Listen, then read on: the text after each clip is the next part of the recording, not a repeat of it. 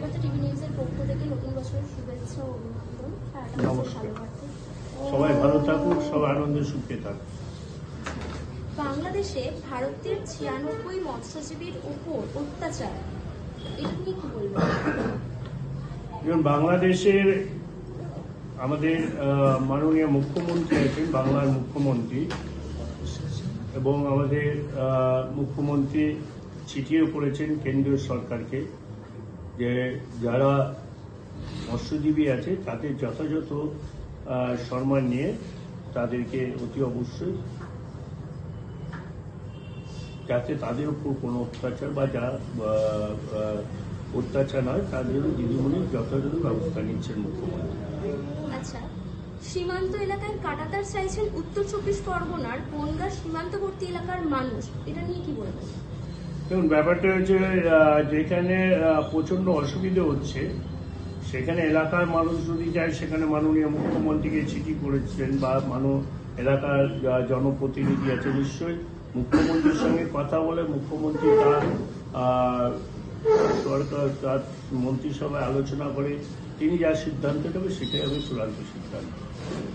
আচ্ছা, মহাকুম্ভে বাংলা ও বাঙালি তীর্থদের জন্য বিশেষ আয়োজন, যোগী আদিত্যনাথের বক্তব্য, এটা নিয়ে কি বলবেন? ওই যে আমি বললাম যে যোগী আদিত্যনাথ যে বাঙালিদের জন্য এতদিন পর আদিত্যনাথের ঘুম ভেঙেছে। মমতা বন্দ্যোপাধ্যায় বাংলার যে উন্নয়ন করেছেন, মমতা বন্দ্যোপাধ্যায় বাংলার ভারতবর্ষেরই পথ দেখিয়েছে, মমতা বন্দ্যোপাধ্যায় উন্নয়নের সারা বিশ্বের পথ দেখিয়েছে। সেটা আজকে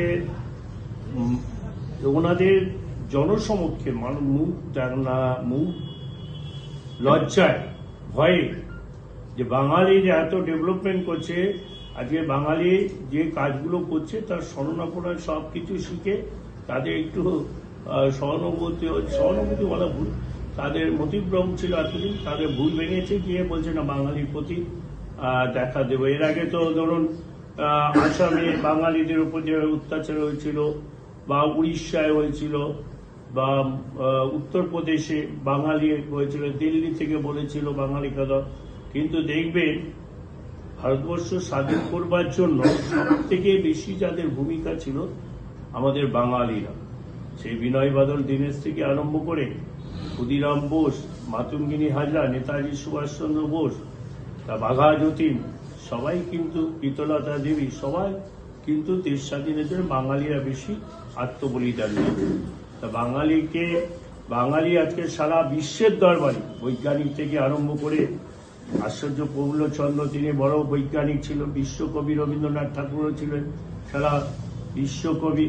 আমাদের বিদ্রোহী কবি নজরুল ইসলাম আমাদের দেশের ছিলেন, তিনিও একটা বিদ্রোহী কবি। যত কবি ভারতবর্ষে কেন বিশ্বের দরবারে একটা খ্যাতি। আমাদের সেখানে অবাঙালি বলা ভুল, যে আদিত্যনাথ যে এখন বাঙালি দরকার কাছে, কিন্তু বাঙালি পথ দেখিয়েছে, না ভালোবাসা কি আছে, তাদের ভুল ভেঙেছে এতদিন পর।